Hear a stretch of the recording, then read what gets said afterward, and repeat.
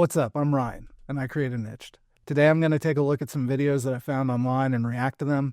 Some of them apply to the ideology of Nyched. Some of them are just funny videos that some people have sent me or that I'd seen previously, and I'm going to check them out and see how they apply. Before we jump in, if I don't provide value to you, I don't want your likes, I don't want your subscribe, I don't want your comment down below. I want to earn your subscription and your thanks. So if I have earned that, I would humbly ask that you do subscribe and stick around for other conversations that we have centering around technology and the other things that apply to Nyched as a platform. More on that in a bit. All right, let's jump into this first video. I'm sure you've heard about the new iPhone that's coming out. Yes. The 16 Pro. We have a prototype here, and we can take your phone and instantaneously, with the new technology, instantaneously transfer your information onto the new phone so you can test it out if you're interested. I would love to. Okay, so David here is going to just grab your phone quickly. There we go. And switch it out. So are you a big Apple fan? I would say so. Yeah. Yeah. I had the iPhone 4, and I've pretty much had every phone since that. Just upgraded them over time, and now I just use them for work. So I upgrade them each year for work.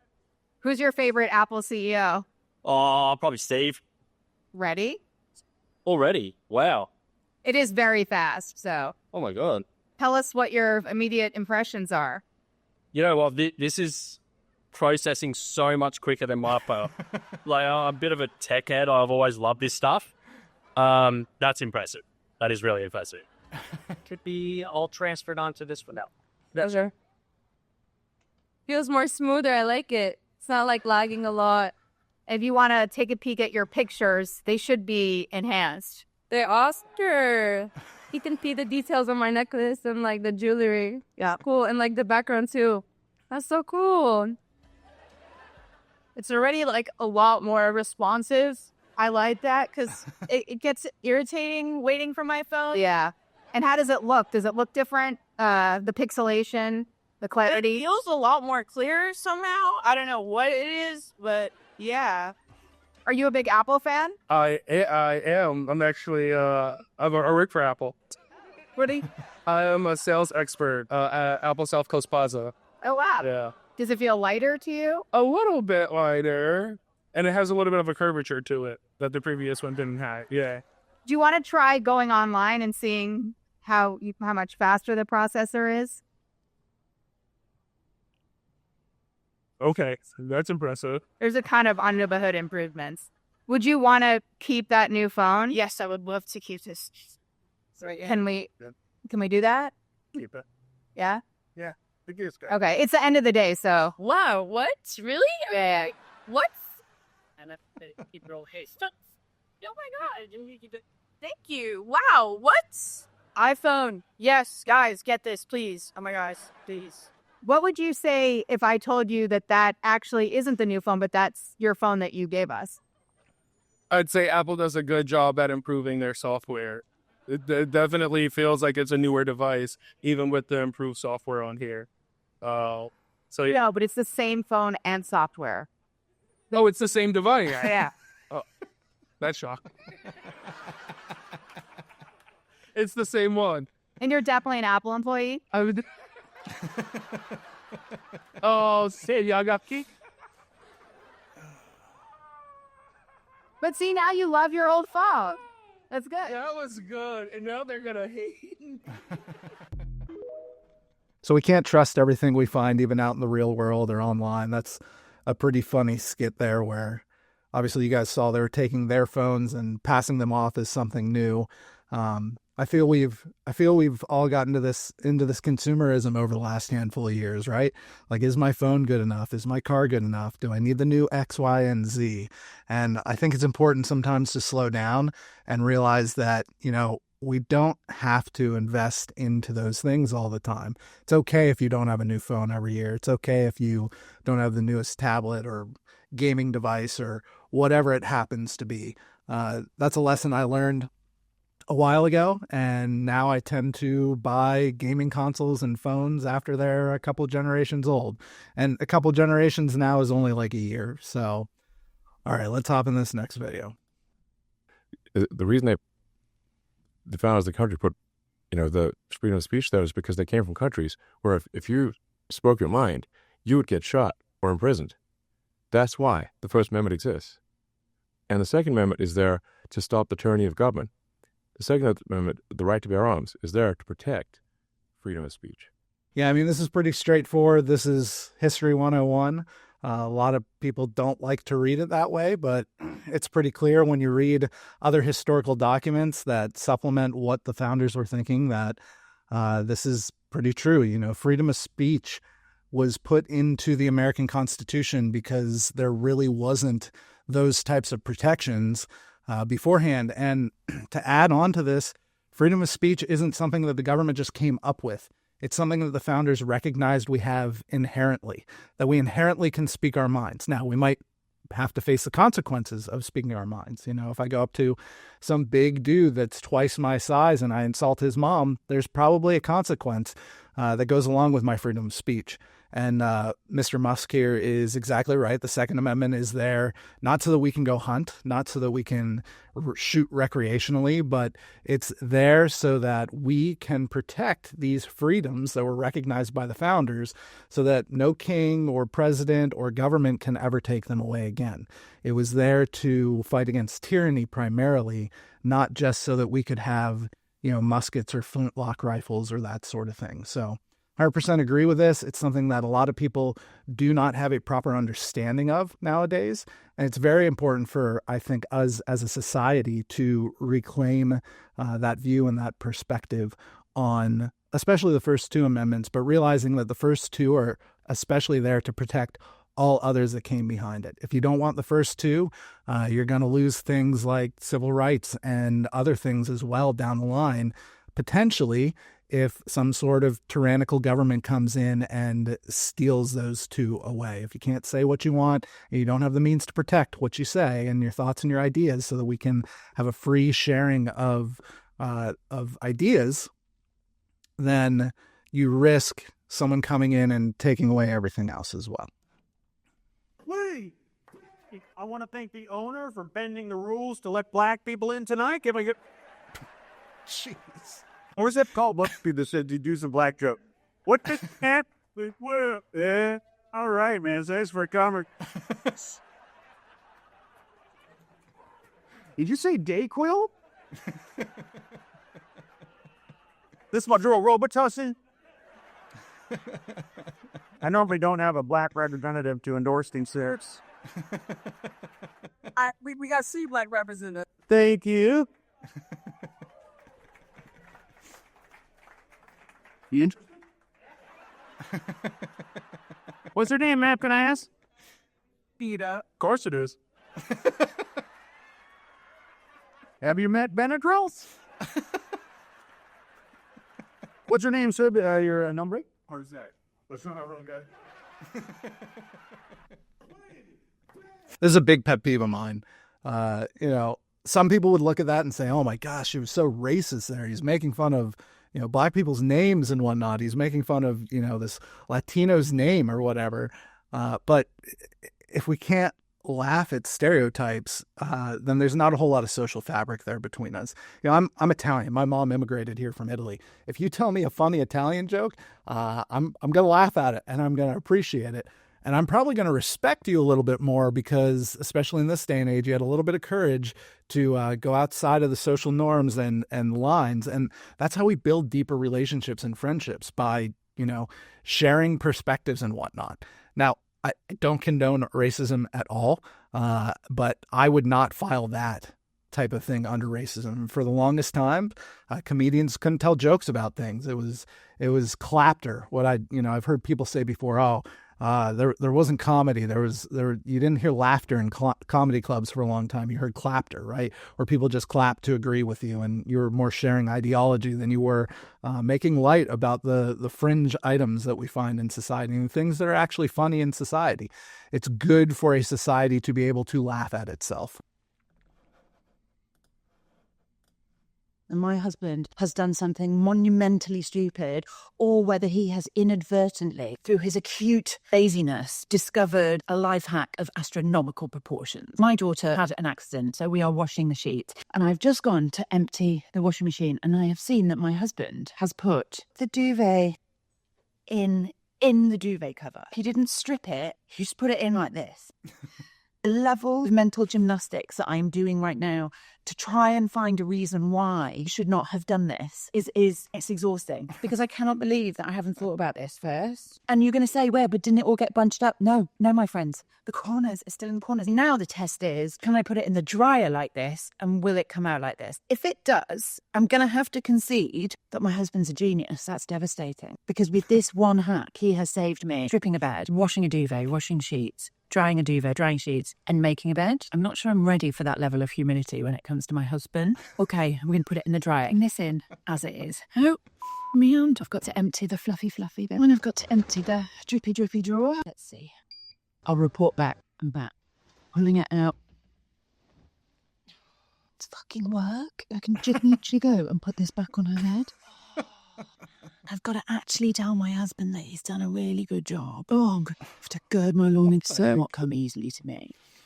Come here, David Grumpy. So when you said to me today that you were going to put the duvet and the duvet cover in together, in my head, I went, no, it's the most ridiculous idea I've ever heard. But I also was like, I've got to let people make their own mistake. What I have to tell you, it really hurts me to say this. Did it work? It's literally the best life hack I've ever heard of. Finally. I cannot believe how it works. I'm so annoyed. Like, I'm so pleased for you. 17 years. I'm so annoyed. Like a SpongeBob. I think, and I'm not sure because I'm not a woman and I am not a wife, but I think probably every wife can relate to that. I know my wife, if she were here right now, she'd be like, oh, yeah, I totally can relate to that. Stop doing this, right? Let your husband do some things. Like, just because it hasn't been done that way before doesn't mean it's not the right way to do it. But that's awesome. I think that was pretty gracious of her. If you're married or you have a partner and you have been in a situation like this before, I'm sure we all can relate to that, where it's like you think they're going to you think their idea is wrong, so you correct it before you actually try it. But then there's times when you try it and things work out just fine. So I think that's awesome. She found a new way to do it, saved her time. Well, she didn't, but her husband did. Props to her for recognizing her husband. Men can do things, ladies. All right. Stop doing that to us. Give us a little more space. Okay. We're actually useful. We do things. Okay. Thank you. Say, oh, we just fell out of love. And I'm like, well, then you don't know the meaning of love, because love isn't a feeling, which I thought it was. When I met him, it happened pretty quick with us. We were dating again. We were very young. And he said, we're going to get married. And I'm like, oh, no, we're not.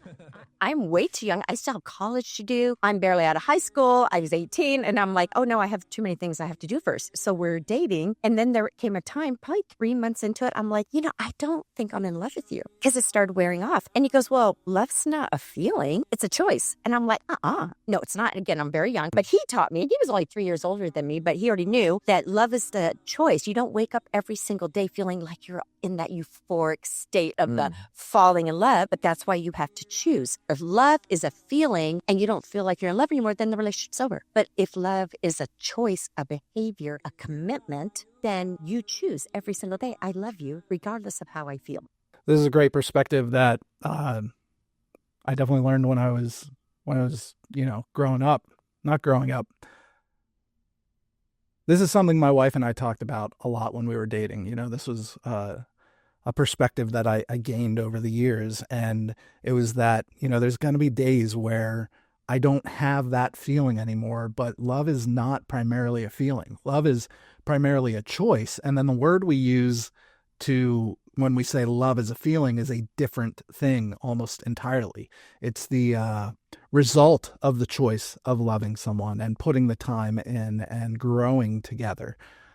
Imagine if, love was just an emotion. Think about how many emotions you go through every single day, hunger, frustration, anger, joy. The guy who cut you off while you're driving down the road.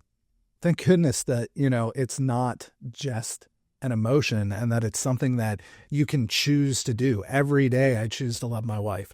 I hope every day she chooses to love me. I'm sure she does, because I'm sure there's 100,000 little things that I do every day that get on her nerves and annoy her. And if it was just a feeling, we would have been done before they ever started. So you've got this movie, this movie Hollywood love that you see on the big screen, and people, I think, mistakenly assume that it's going to be like that all the time. And what they don't see is all the little moments in between where you're not sure if you want to be around that person all the time, or in that moment because they did something earlier and you just need a break. So, but love is the choice that you make to come back and, reconnect with the person that you made that commitment to or that you want to be with. So, awesome perspective. I decided to delete my Instagram. I would be on set working. I'd come and sit in my chair and just scroll. It was becoming a problem. I was just obsessed with it, and I was obsessed to find out what they thought about me. So I decided to make an announcement and say that I'm taking a break from social media. And the thing that really upset me is the press ran with that, and they tried to make out I was having this mental breakdown. They took the story in the wrong direction. Oh, look, he's not the perfect happy-go-lucky kid you think he is. He's having a nervous breakdown in New York. Kind of painted people looking for help in the wrong. Yeah, good for Tom. We all need a break from online sometimes. I've done this before for years at a time where I don't get on social media. And, a couple of things he brought up there, like the reaction that the media had to him as a superstar, taking a break, just simply coming out and saying something as nuanced as, hey, I'm going to take a break from social media for a bit. And they just sensationalized it into this thing that it was definitely not. But I would encourage everyone, if you've never tried it before, try to do it for a day or a week. Just recently, the whole TikTok thing happened, and it was like 2 hours that TikTok was down for before it got reinstated for this parlay that they're having with the U.S. government. And so many people, I saw so many people online losing their minds. If you're that connected to social media, might I suggest that you pick up a book, or you go and develop a relationship with someone that you know locally and take some time away.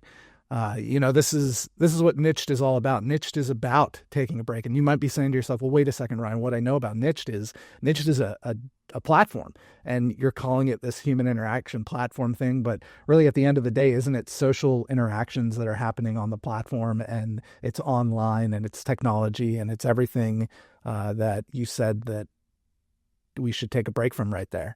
And you're half right. Yes, it's technology. Yes, it's something that allows you to connect with your interests and your hobbies and people who are doing things in your interests and hobbies. But it's also there to encourage you to not continue to be a consumer of those things. It's there to encourage you to get out into the real world and be a doer of those things. I don't think the dopamine hit that we get off of social media is a bad thing. I think that the fact that we have to wade through the muck and the grime that the algorithm puts in front of us before we get that dopamine hit, that's the bad thing. That's a waste of our time. It's also, I believe, unethical to have an algorithm in between us and the information that we want to connect with. So if any of that resonated with you, I created a new platform. It's called Nyched. It's a human interaction platform because I believe in connecting humans, whether that be online or offline, but primarily to get you out in the world, and instead of being a consumer of the things that you love, to be a doer of the things that you love. If that's something that interests you, head to resistthealgorithm.com to learn more. Let's keep watching. Taking social media off your main phone is great. And the other reason that it's great is everybody's going to upgrade their phone at some point. Just don't sell the last phone. It's only worth 200 quid. It doesn't matter. Just keep that. Take social media off the main one. And then it means that you check it when it's Wi-Fi only because you've only got one SIM card. Maybe you spend time watching YouTube or texting or WhatsApping, but you're not falling down the TikTok, Instagram rabbit hole. Yeah, absolutely. 100%. I mean, most of us have multiple devices nowadays. I have old tablets that are sitting around that I could just set up for social media. Now, I try to do this as much as I can. I have it tucked away in a folder, so I don't do it exactly the way that he's suggesting. But what an awesome suggestion there. It makes perfect sense. Why do we need social media throughout the day as well? We don't need it. Some of you are sitting there screaming, no, I do need it. And if you're feeling that way, then I suggest you're really in the category that you don't need it. You need to figure out a way to limit it in your life. But I I've done that before. I've taken social media off my phone completely. Only used it on a desktop when I'm in my office in front of a desk, so that, it's limited and it's not there giving me information. The other thing I'd highly recommend, at a bare minimum, you should turn off all notifications, every single notification you possibly can. The only two exceptions would be texting, and if you have to for your job, email. But other than that, you should be in control of when you interact with technology. So you should be the one determining when it's the time to do it. It shouldn't be a distraction that popped up and took you away from what you are trying to be productive and doing in the moment. It should be something that you engage with when it's the right time and when you decide to engage with it. The more time you spend on social media, the more negatively it impacts your mood. Everyone knows that we have good days and bad days. But what do I see when I log on to social media? What I see is one person had a birthday party today. Look at how many people are having fun. And the next day, I see another birthday party where everyone is having fun. And the next day, I see another birthday party where everyone is having fun. Now, each person only gets one birthday a year. But every time I log on to social media, what rises to the top is what is liked the most, where people are having the most fun. Does that kind of make sense? So every time I log on, what I'm seeing is the best moment of 365 lives. And then what it gives me the impression of is everyone is out there having fun all of the time. And I only get one birthday a year, but everyone else is having so much fun all the time. So it creates this false sense that everyone out there is living this perfect life, whereas my life is just ordinary. And in the face of a perfect life, ordinary lives feel depressing. Yeah, that's a amazing thought to think about, right? You see the highlights of everyone's life. Most people don't put negative or frustrating things online. Some people do, they complain. And I would even argue that when people are complaining or putting something bad that happened to them online and having the courage to talk about that with a lot of times people who are just strangers with them, they're using social media in a better way than most people who are just putting the highlights up. But that's really interesting, right? It makes you feel more disconnected because today you're going to hop on social media and only see the highlights from the people that you follow and your friends. And then tomorrow it's going to be a different group of people and friends potentially, but still the highlights, still the good stuff. You don't see all the stuff that they went through to get to that highlight maybe. Maybe it's some success they've had in their business, or a success they've had in a relationship, or with goals at the gym or something along those lines. And you're just sitting there schlubbing it out on the couch, wrist deep in your ice cream bowl. And you're sitting there thinking, man, I am a failure. When in reality, those are just one moment in the week. That's their highlight of the week potentially. And you just get a new crop of people to see their highlights from every day. So I would encourage you to take a break. If you're feeling that way, if you're feeling despair while you're on social media, I know it's not easy because honestly, 100%, I've been there before. It was tough for me to disconnect the first time I did. But now I make it a yearly habit at a minimum to disconnect from social media personally on a personal basis for at least like a month, 1 month out of the year. But I would encourage you to take some time. Just take a day off and see how much better you feel. Take a day off, eat a salad. I hate salads, but for some reason, the day after I eat a salad, I always feel better. Imagine that, right? You eat something healthy and you feel better the next day. Twitter, Facebook, Instagram, these are weaponized. You have social statisticians and scientists and researchers and people in lab coats, literally best minds of our generation, are figuring out how to addict you to the news. Yes. And if you fall for it, if you get addicted, your brain will get destroyed. And I think this is the modern struggle. Look at how it happens. Social media, they've massaged all the mechanisms to addict you, like a Skinner pigeon or a rat. Video games, another way to addict people. So you have entire large factories of people that are working to addict you to these things, and you stand alone. So the modern struggle as an individual is learning how to resist these things in the first place, drawing your own boundaries, and there's no one there to help you. Well, I wouldn't say there's no one there to help you. I'm trying to help with this, but he had the key word there, to resist. We need to resist these things. We need to resist the algorithm. We need to spend less time on social media and more time out in the real world with real people, or at least with real hobbies, something tactile, something in our hands, something outdoors to get us a healthier way to get to those dopamine hits. If you're sucked in, if you're online 100% of the time, 24/7, then, you know, there's studies that show there's a chemical change inside of you, and it's truly an addictive type of experience. Is that a left-handed pencil or a right-handed pencil? Now, I don't know. No, Where there was a difference. well, she's left-handed. I don't think it's so different. Shimano. Okay, I'm down here all some kind of like wheat. You know? Is that a left-handed pencil? No such. That's what I just say. Yep, there's not. Ever heard of left-handed, right-handed? How about you? Is that a left-handed pencil or a right-handed pencil? Ever heard of that? Yeah, I heard of, but I Yeah. Don't sell them. Right-handed pencil. Huh? She didn't even know. Oh. Well, we got the meeting of the minds here. Or like really? It was being able to. Good question. Huh. Okay, all right. You don't think you'll sell them? Okay, thank you. All right, let's bounce. So, is that a left-handed pencil or a right-handed pencil? Yeah. So the thing that gets me with that is, you know, he's clearly joking around or pulling a prank, but he turns to the guy, he's like, you ever heard of him? He's like, yeah, I've heard of him. I just don't know that we sell them. And that's so indicative of how things happen online nowadays. You know, 15, 20 years ago, we used to have this thing called logic and common sense where, and this isn't a slight against anybody in this video particularly, but where we would have said, wait a second, there's no such thing as a left-handed pencil. When I was in Boy Scouts, a prank that we used to do on newbies when you went to scout camp was you'd send them to the quartermaster for a left-handed smoke shifter.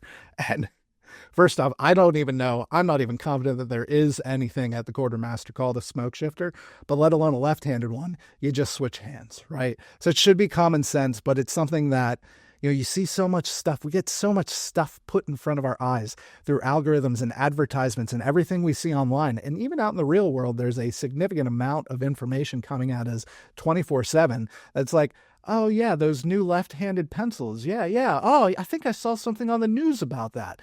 And it could be anything, but it's a pretty funny prank, but it also speaks to our current day society as well. Thank you so much for being here and watching my reaction to these videos. You know, some of it's serious, some of it funny. I intend to do videos like this frequently so that we can take a look at what's happening out in the world, and I can respond to it from the perspective that, you know, Nyched has, the resist the algorithm type of perspective. I hope that it was entertaining for you and that you got some sort of value out of this. Again, if I did give you any value, I would humbly ask that you take a minute and subscribe. Nyched is the world's first human interaction platform, and it is totally within your control. To learn more, go to resistthealgorithm.com. If you like this video, give it a like. If you want to say something about it, you have a perspective or a comment that you have, if I missed something, if I got something wrong or incorrect, please leave a comment down below. My favorite part is getting to talk with you guys and responding and having conversations and dialogue, even when people disagree. And stay tuned because the next video is coming up right now.